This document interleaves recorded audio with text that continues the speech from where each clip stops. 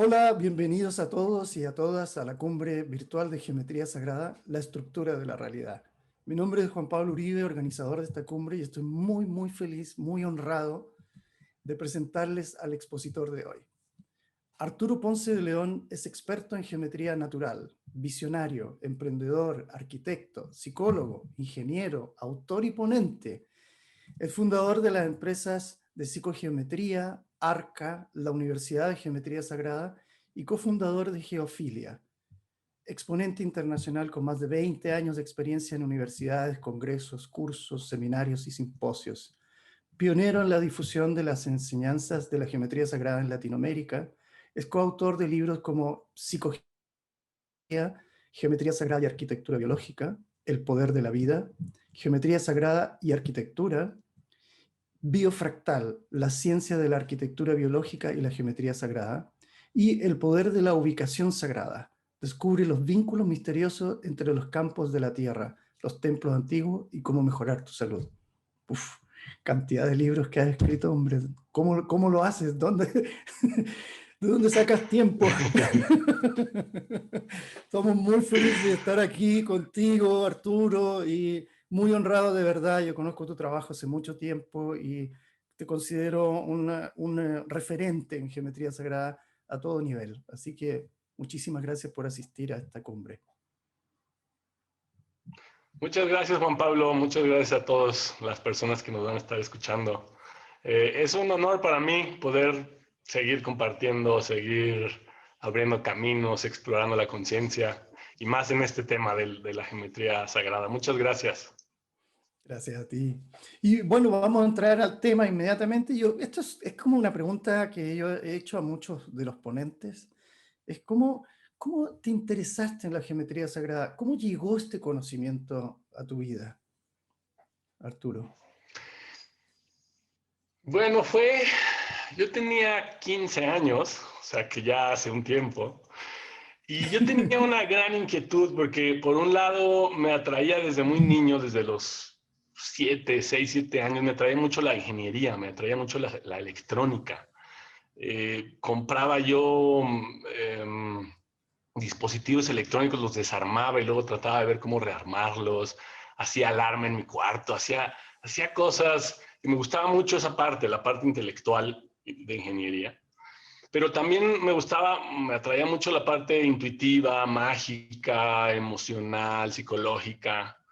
Y en algún momento, por ahí de los 14, 15 años, yo practicaba yoga, practicaba varias meditaciones, empecé a ver geometrías sagradas, que yo no Ah, sabía que se bien. llamaba geometría sagrada, las veía en mis meditaciones. Y veía formas que aparecían y formas que daban como que giraban y formas en 3 dimensiones. No tenía idea qué era eso. No, el Internet no era tan vasto como ahora, no era tan cotidiano, era algo muy especializado. Entonces, en Internet me puse a buscar geometría, me puse a buscar como diferentes términos, hasta que encontré, ok, esto es que estoy viendo se llama geometría sagrada. Wow. Y de ahí pues se me abrió todo el mundo, porque pues encontré en la geometría sagrada ese matrimonio entre el aspecto masculino, racional, y el aspecto femenino, intuitivo. Y encontré que se mezclaban perfecto, porque pues son esos dos mundos, ¿no? El mundo espiritual, material. Y de ahí ese apetito no se me ha quitado. De ahí ha sido explorar y explorar y explorar. Y he encontrado muchísimos maestros, muchísimos colaboradores, amigos, y pues en ese ánimo, en ese amor por la geometría, se empezó a revelar. De pronto fue muy hermoso porque la geometría se empezó a revelar, empezamos a dar cursos, empezamos a explicar lo que estaba yo viviendo, y literal, había cosas que yo de pronto se me revelaban y yo no sabía la explicación. Después buscaba la explicación. Y fue muy hermoso. Ha sido todo un proceso muy hermoso. Para Mira, después aplicarlo en las... sí, Ya. por favor, por favor. No, para terminar, cómo terminó, cómo fue evolucionando, aplicarlo a la psicología, después a la arquitectura, a la construcción y eventualmente al diseño gráfico, a la pintura, a todas las artes. Y terminamos, bueno, con Dan Winter empezamos uno de los exponentes, digamos, internacionales de geometría sagrada, lo empezamos a traducir y a llevar a Latinoamérica. Después igual un arquitecto, Michael Rice, gran amigo. Y ahora con Nassim Haramein, que nos invitó también a participar en el tema de la física unificada. Y ha sido espectacular, ha sido hermoso. Son como la misma tribu, ¿no? El mismo clan. A mí me encanta ver Sí, que como que nos anima el mismo espíritu. Fíjate, con todos los ponentes somos como niños jugando por un lado, y seres muy intuitivos, encontrándonos con este lado espiritual, como dices tú, intuitivo y no racional en el aspecto de la geometría. Me interesa mucho que dijiste una cosa interesante, dices que tuviste una experiencia primero y luego, o sea, una experiencia que es una revelación, y luego viene la investigación frente al fenómeno, ¿no? ¿Tú sí, recomiendas eso a la gente? sí, sí, sí, sí. La geometría sagrada realmente es un egrego, es un espíritu, es un campo mórfico. Digo, se le puede llamar de muchas formas. Es una inteligencia, es una existencia sutil, que lo mejor es primero explorarla desde el corazón, desde la intuición, desde las manos, ¿no? Hacerlo. Y después surgen las preguntas intelectuales, racionales, y se pueden llegar a la explicación. Pero yo lo he visto en los cursos a lo largo de muchos años, las personas que tienen esa curiosidad y empiezan a jugar con formas geométricas o con plantas o a medir animales, a medir plantas, a medir su propio cuerpo, ya, y que tienen la experiencia, es mucho más fácil entender el mundo intelectual de la geometría sagrada, porque puede ser muy complejo, Sí. puede ser muy complejo. Y a veces sientes que eso mismo, esa complejidad que aparece, eh, repele un poco a la gente, dice, bueno, como que se acuerda de las clases de geometría, de física, de química, de matemática, que eran terribles en el colegio, y Sí, como que uno hace un campo así como diciendo, bueno, yo aquí no me quiero meter. sí, completamente, completamente, porque venimos de un sistema educativo, de una educación fragmentada, ¿no? Se estudia las cosas fragmentadas, cuando en el universo todo está unido. Entonces, como venimos, a menos que hayas estado en una educación Montessori, Waldorf, ¿no? Unitaria, pero la gran mayoría de nosotros venimos de una educación fragmentada. Entonces, pensar en geometría, piensas en esas clases casi siempre muy aburridas, muy tediosas, sin ningún contexto. Y nada que ver, la geometría sagrada es la geometría de la vida. Entonces, nos atañe absolutamente a todo, a nuestro cuerpo físico, a las relaciones que tenemos en el entorno, a las proporciones de nuestras casas, de los lugares donde trabajamos, al diseño, si tienes un logotipo, una empresa. O sea, realmente nos atañe a todo, pero yo sí podría recomendar explorarlo. O sea, literal, hacer trazos, hacer mandalas, tomar una regla y empezar a medir cosas y ver qué proporciones tienen. Explorarlo. Perfecto. Muy bonito eso. Fíjate que es un común denominador que han tenido todos todos los ponentes que hemos visto. Todos nos hablan de la exploración intuitiva, la exploración eh, del conocimiento, de meditar con la geometría, de hacer geometría con las manos, de apropiarse de esa experiencia, ¿no? Primero, antes de entrar a explicar, a investigar y a decodificar lo que hay ahí. Yo creo que la vida misma es Sí, eso, ¿ah? De alguna manera. Oye, en tus sí, libros completamente. nos hablas de una cosa que a mí me encanta y me encantaría meterte en este tema, ¿no? Porque el otro día estaba hablando con una ponente y le decía yo, estamos siendo los arquitectos de la nueva conciencia, ¿no? Y ¿qué es esto de que la arquitectura eh, refleja también esta geometría sagrada del universo? ¿Cómo entraste en ese tema? Que es un tema muy enorme, Y además que es un tema que, que siento que es clave en la conciencia humana en este momento. Sí, fue la pregunta central que yo me formulé es, si en el microcosmos, en lo infinitamente pequeño, el microcosmos, todo lo que se le llama la física cuántica, la física de partículas, lo muy, muy, muy pequeño que nosotros no tenemos acceso, o sea, nuestros sentidos no pueden ver partículas subatómicas. Y luego lo infinitamente grande, lo que es el macrocosmos, los astros, los planetas, galaxias, los cúmulos de galaxias, etcétera. Todo esto que es muy, muy grande. Ambos tienen una geometría muy específica, muy definida, muy armónica, el microcosmos y el macrocosmos. Entonces, la pregunta que yo me formulé es, nosotros estamos en medio, en el mesocosmos, en este mundo biológico. ¿Qué pasa con la geometría en la que nosotros vivimos, las construcciones en las que estamos, si tienen alguna relación o algún impacto cuando son similares entre el macrocosmos y el microcosmos y nosotros?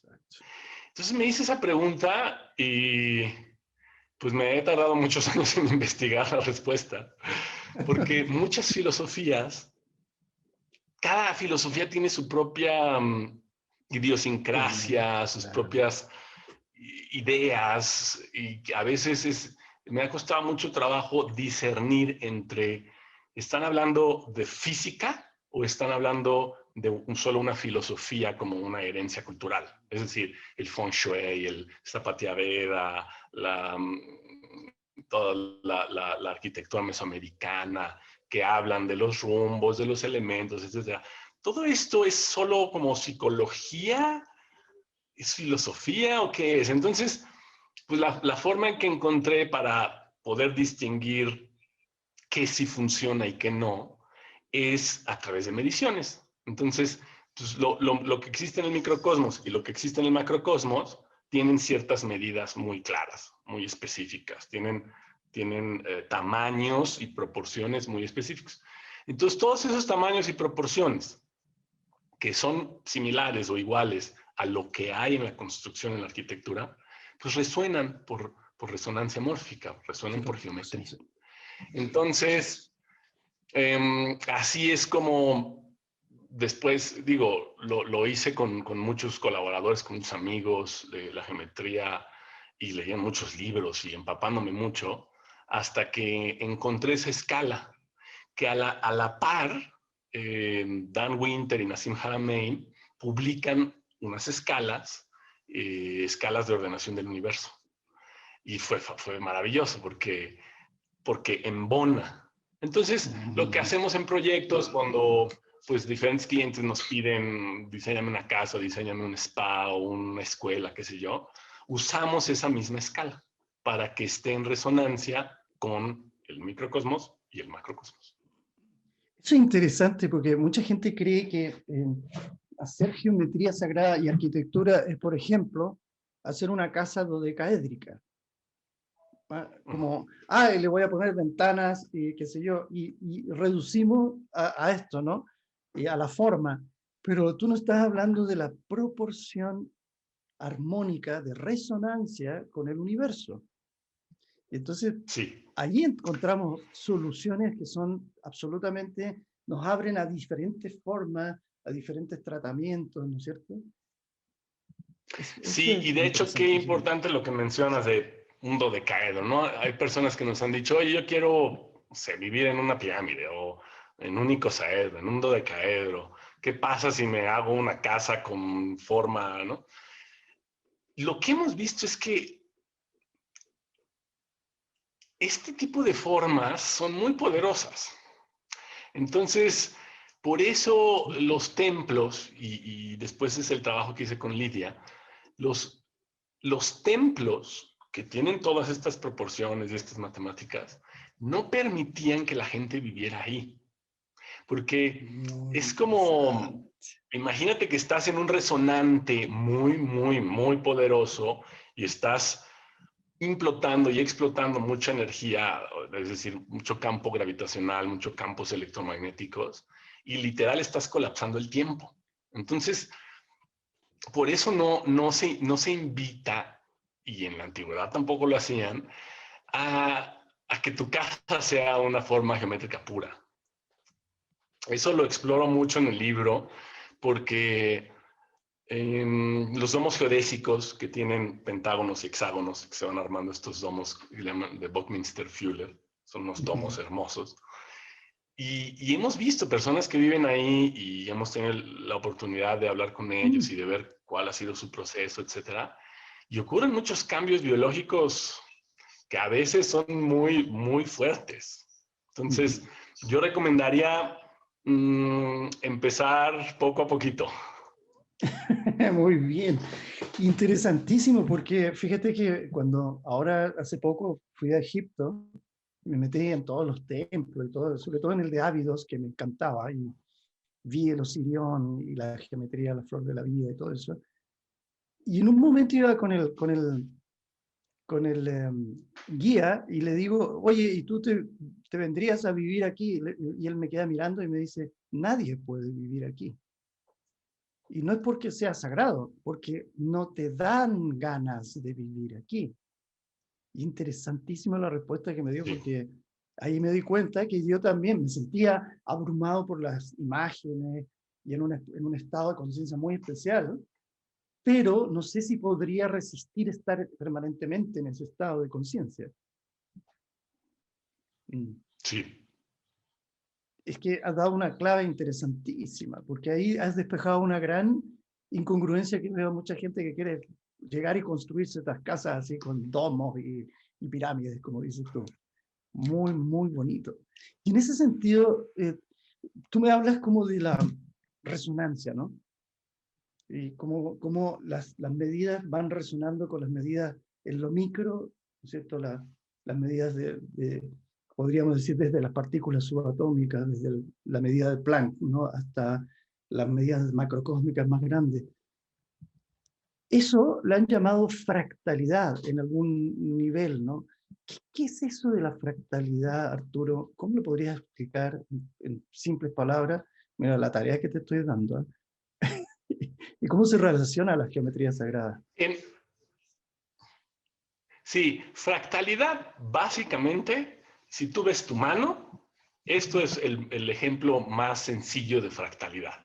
Es decir, la primer falange, esta primer falange, cabe 1.618 veces en la segunda falange, que cabe 1.618 veces en la tercera falange, y el dedo con respecto a tu palma cabe otra vez 1.618 veces.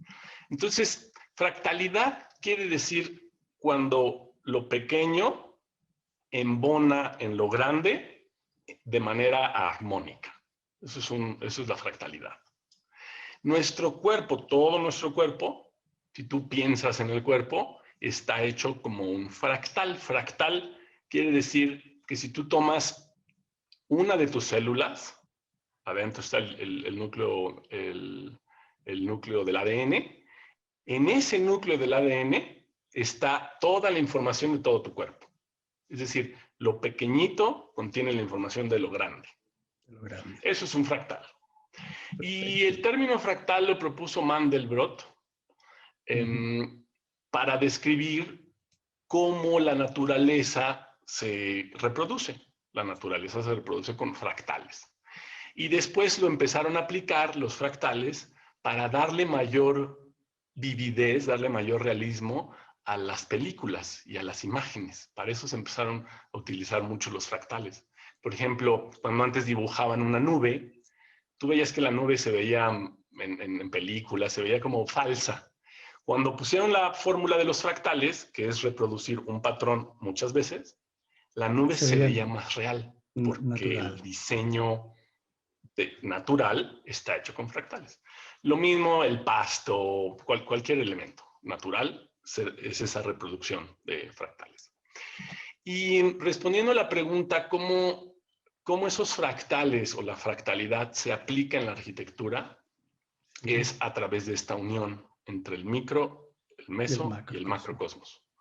Cuando se unifican, tienes una fractalidad, porque digamos que lo que es muy, muy grande, los las proporciones que son muy grandes en el macrocosmos, son las mismas en el mesocosmos que son las mismas en el microcosmos. Y lo que comentabas de la unidad de Planck, eso hay veces que a las personas pueden generar como un rechazo, como eso es como ciencia avanzada. Y realmente no, es algo muy, muy, muy sencillo.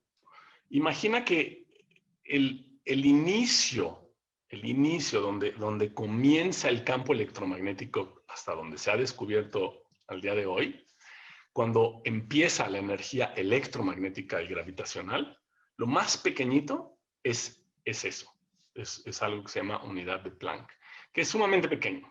Es muy, muy, muy pequeño, pero ese es el inicio, el brote, por así decirlo, cuando nosotros podemos ver la luz, el campo electromagnético, cuando se hace perceptible para nosotros. Y tiene una medida. Esa medida, cuando tú la multiplicas por proporción áurea, vas creciendo y haciéndola más grande.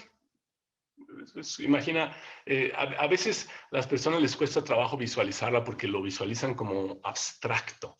Pero la longitud de Planck no es abstracta, es literalmente un toroide. Imagina un tubo toro, una dona, que Sí la tiene tengo, mira. así el... Es cierto. Exacto.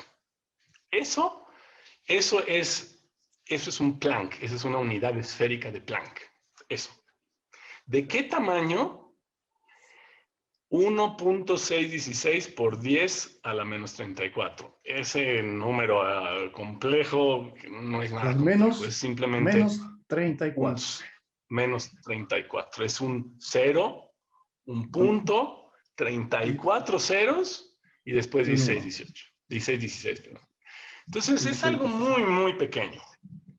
Pero cuando tú piensas en Plancks, piensa en un toroide. Eso es un Planck. O sea, esta sería la semilla básica de toda la naturaleza Sí, de lo que percibimos, sí, ¿no? Perfecto. todo. Entonces, Eso es un toroide, es la unidad básica de geometría sagrada y es de donde después surgen todas las demás geometrías, aristas, etcétera, etcétera. Pero es el o sea, toroide. entendiendo eso, la vida sería toroides dentro de toroides, dentro de toroides, dentro de toroides, Sí, ¿ya? Y si sí, yo llego al toroide completo, que soy yo, en este cuerpo, digamos, en sí, su campo electromagnético, el hogar debería reflejar también ser parte de ese toroide, sí, como que debería cohabitar también ese espacio y desde ahí sí, reflejarme y apropiarme de un hogar, ¿no es cierto? De un lugar donde yo pueda habitar y crecer, y donde yo pueda sí. sanarme y corresponder al universo. Eso sería como lo que planteas tú como arquitectura basada en geometría sagrada. Sí. Literal, la diferencia entre una casa y un hogar, cuando dices esto se siente como un hogar, es porque nuestro cuerpo físico tenemos un campo más sutil que es el cuerpo electromagnético. Cuando ese cuerpo electromagnético que tiene la forma de un toroide embona en el cuerpo electromagnético de la Tierra o de una casa o de un templo, etcétera, cuando embonan, ahí es cuando sientes resonancia. Y ahí es cuando dices, este es mi hogar, aquí es donde embono. Qué bonito. Y es muy lindo, Arturo, porque yo lo veo incluso, yo creo que la gente lo debe estar percibiendo. Y a veces cuando la mente de los habitantes empieza a dejar las casas, empieza a viajar, como que su campo electromagnético se está yendo. Cuando uno quiere mudarse, por ejemplo, yo he visto gente que se quiere ir y ya la casa actual empieza a descascararse, a romperse, se le rompen las cañerías del agua, y uno dice, ¿qué está pasando en esta casa? Es como si ya no embono en este lugar, ¿no? Entonces ya estoy Sí, trasladándome a otra conciencia, ¿no? sí. Sí, es hermoso. Los indígenas en México dicen cuando las personas físicamente caminan muy rápido, se mueven muy rápido a un lugar, ellos lo dicen de manera poética, dicen, tenemos que esperar a que su alma lo alcance. Uy, Lo qué dicen de bonito. manera poética. Pero se refieren a este tema del cuerpo electromagnético o del cuerpo gravitacional que se queda como atrapado, ¿no? Atorado en ciertos lugares y eventualmente tiene que vincularse, ¿no? Al cuerpo. O sea, sería que lo más geométrico que podemos hacer ahora es movernos despacio para que nuestra alma nos alcance, ¿no? Qué bonito, una preciosa metáfora del enclaustramiento en que estamos viviendo. Sí, yo creo que ahora es una gran oportunidad, por lo que estábamos atravesando como planeta, es una gran oportunidad para que las personas que sientan el llamado se vayan a la naturaleza.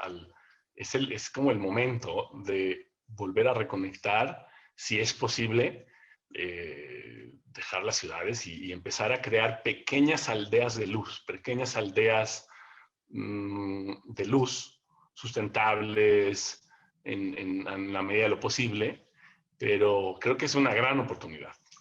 Muy bonito. Tú, tú, tengo entendido por lo menos que tú decidiste construir tu hogar sustentablemente. ¿Qué características tiene un diseño sustentable y de armonía con el universo? Si nos pudieras decir así, o Sí, en tu caso personal. Sí, hace 8 años, desde hace ya más años, yo me sentía muy atraído por el bosque, por vivir en el bosque. Siempre me ha llamado mucho, mucho la atención. Y, y eventualmente se dieron las posibilidades, se dio como que fluyó todo el terreno, etcétera. Y construí un lugar al principio pequeño, solo como fines de semana, y ahora ya lo hicimos más grande, ya lo ampliamos. Y hicimos algo con geometría sagrada, pusimos redes de matrices de cobre abajo en el piso, en los vértices pusimos cuarzos, pusimos obsidiana, las alturas, proporciones, etcétera, todo está en proporción áurea con esta relación del microcosmos, macrocosmos. Pero lo que para mí es lo más valioso es que es un lugar en donde estoy literalmente inmerso en el bosque. Entonces, el campo electromagnético es muy fuerte, es muy poderoso. Y yo sin saber todo lo que iba a pasar ahora en estos últimos años, pero ha Sí, sido qué un lindo. refugio, la verdad, ha sido un paraíso que sucedió, lo intuí. Y muchos otros amigos, muchas otras personas han hecho algo similar. Aquí ahora donde estamos, pues es completamente autónomo. Paneles solares, internet satelital, etcétera, etcétera. Y, y la verdad es que pues, vamos a la ciudad nada más como de visita, pero las ciudades se han vuelto un poco Y, caóticas. y en ese sentido también, Arturo, porque mucha gente dice, bueno, qué maravilla, me voy a ir al bosque, voy a construir mi casa con geometría sagrada. Pero yo puedo ya intervenir el lugar donde yo estoy viviendo como para poder adaptar el medio a esta como transición hacia esas aldeas de luz que tú estabas hablando. ¿Cómo podría hacerlo las personas simplemente? Sí se puede.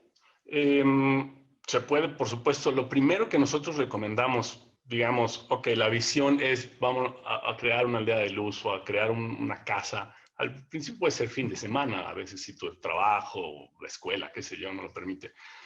Pero si ya estás en tu casa y dices, ¿cómo lo puedo mejorar? Lo que nosotros siempre recomendamos primero es vaciar lo más posible. Es decir, tendemos a acumular muchas cosas que no son útiles. Tendemos como, pues es un mecanismo quizás de protección, un mecanismo de salvaguarda. Lo primero es vaciar, quitar todo lo que no funciona. Eso que físicamente, ¿no? Todos los objetos que no usa, las cosas que ya no sirven, que están rotas, qué sé yo.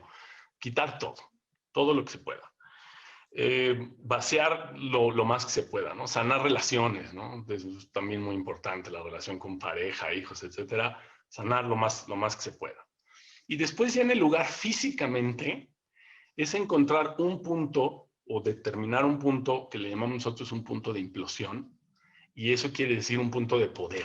Un lugar donde tú tengas un altar, donde tú tengas un lugar de meditación, donde tú tengas un lugar de quietud. Determinarlo, eso es lo primero, porque eso es a nivel geométrico el punto de anclaje de ese toroide, es decir, donde vas a tener lo que se le llama el punto cero, donde vas a poner el toroide, lo vas a anclar en ese lugar. Eso es lo primero. Y ya que lo tengas, pues poner, puede ser algo muy sencillo, no tiene que ser algo elaborado, puede ser depende de la atracción que tengas, puede ser una esfera, puede ser un Buda, un Cristo, qué sé yo, lo que tú quieras, un cuarzo, qué sé yo. Pero ese lugar es ese punto de reverencia, considerar ese lugar como sagrado. Ya que tienes ese segundo paso, el tercer paso sería, nos preguntan mucho, oye, ¿qué geometría es bueno usar? ¿Qué geometría me recomiendas poner? La verdad es que a lo largo de ya más de 20 años hemos visto que las geometrías que uno necesita cambian, constantemente van cambiando. No es que pon un triángulo, o pon una esfera, o pon un tetraedro, qué sé yo, no. Van cambiando y cambian a veces muy rápido. Lo que conviene es usar kinesiología, ver qué geometría te atrae, pues meter internet, imprimir varias geometrías, ver cuál te atrae, hacer un test muscular y tu mismo corazón, la coherencia de tu corazón, te va a decir si esa es la geometría que ahora necesito. Y por ahí empiezas.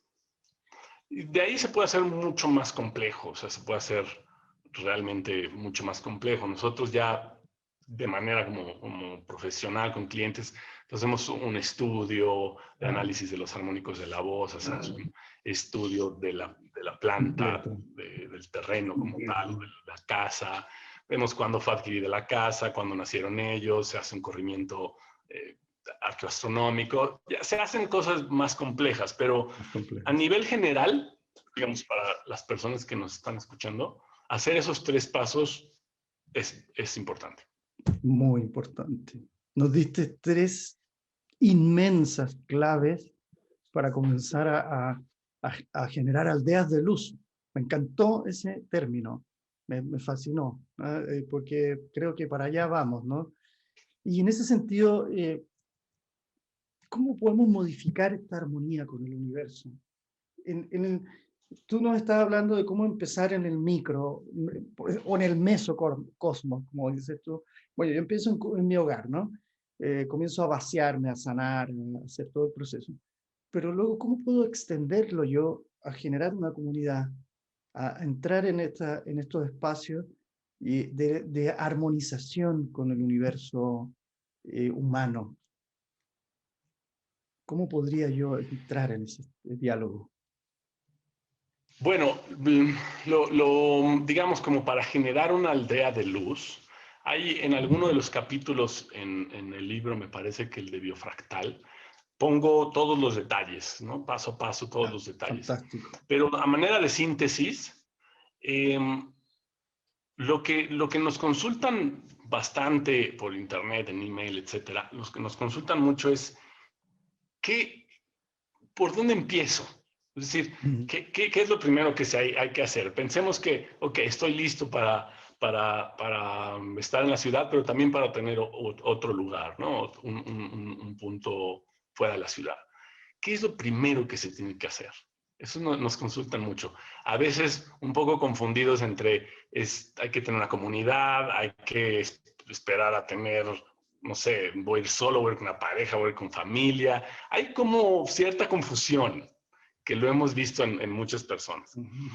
Y la respuesta, una de las posibles respuestas que nosotros hemos encontrado que funcionan, es que lo más importante cuando quieres buscar un lugar es que el lugar te llame, que realmente te sientas empoderado, te sientas seguro, te sientas confiado, te sientas feliz de estar ahí.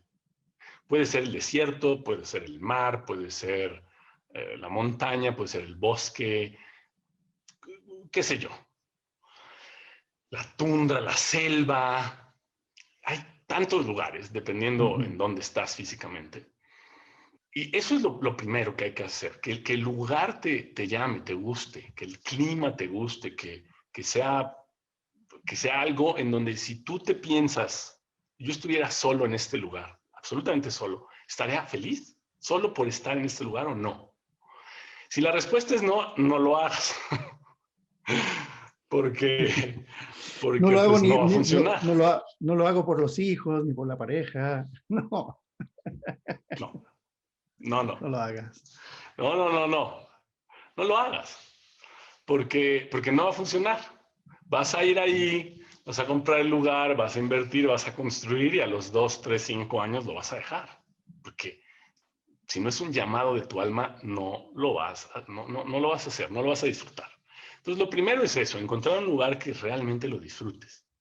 Ya que lo hayas encontrado, lo que nosotros recomendamos es como los principios de permacultura. Empezar pequeño. Entre más pequeño, mejor.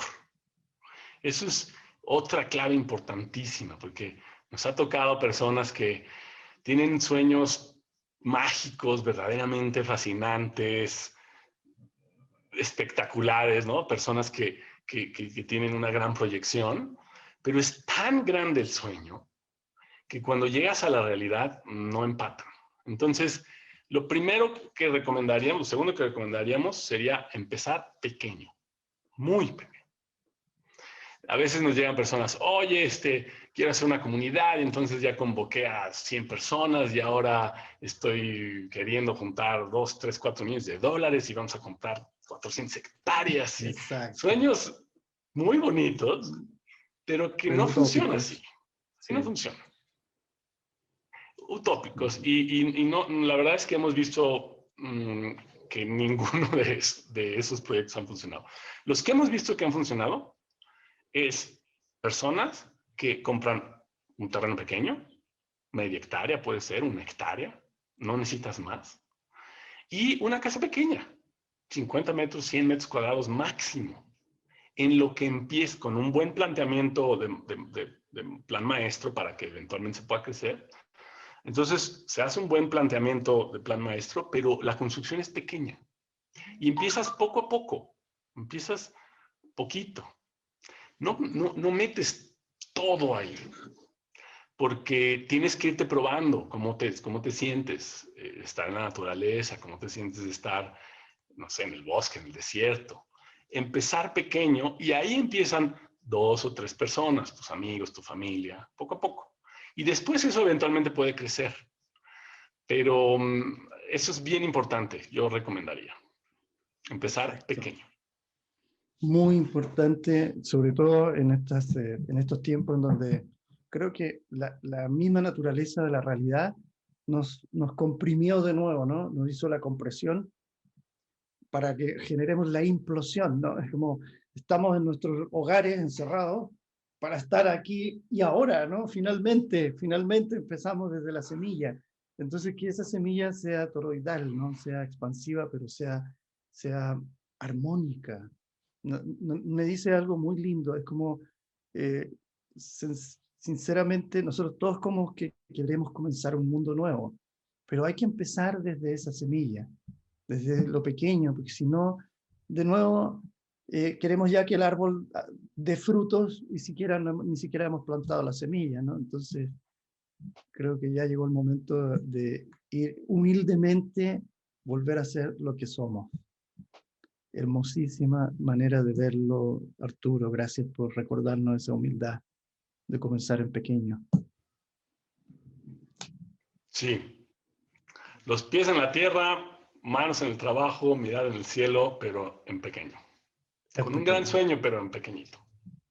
Y es cierto lo que dices ahora, en diferentes lugares del mundo ha habido estos enclaustramientos, en otros lugares ha sido muy libre, pero lo hemos visto con amigos, pacientes, con clientes, que hay quienes este encierro los ha llevado a un desarrollo profundo de su ser, a un mayor amor, mayor paz, pero hay quienes no, hay quienes los ha llevado a un lugar de bastante conflicto interno y de bastante crisis. Entonces, pues quizás es un tiempo para reflexionar desde adentro qué es lo que se quiere manifestar hacia afuera. Exacto. Y creo que llegó, ese es el gran momento. Y en ese sentido, yo te quiero agradecer humildemente las semillas que estás haciendo, porque conozco que eres un misionero de la geometría sagrada, te ha llevado a trabajar muchísimo, a viajar muchísimo, a compartir muchísimo. Y de verdad, Arturo, no sé, es también un homenaje esta cumbre al reconocimiento de tanta gente que está haciendo un trabajo que a veces es muy de nicho, como se llama en marketing, ¿no? Es como que solamente aquellos que están muy metidos en la geometría entienden esto, pero hay que entrar a ver que se está haciendo un trabajo precioso en el mundo. Entonces, te quiero agradecer desde ese punto de vista todo lo que has hecho todos estos años, Arturo. Oh, muchas gracias a ti y a todos los que, visibles o invisibles, continuamos trabajando. Así es, así es. Muchas gracias, Arturo. Ha sido preciosa tu entrevista y sobre todo para aquellos que queremos ya salir hacia otro lugar, hacia el encuentro con uno mismo finalmente. Has dado unas claves preciosas. Muchísimas gracias, Arturo. Muchas gracias. Y hemos llegado, amigos míos, al final de esta conversación. Fue un agrado para mí, yo seguro que para todos ustedes ha sido un agrado esta participación en la cumbre y fue maravilloso escucharte hablar de estos temas tan interesantes. Recuerden dejar sus comentarios en la plataforma y también en las redes sociales. Me puedes encontrar en Instagram como @jpuribebiogeometría y nos vemos en otro encuentro en la cumbre. Hasta luego, gracias.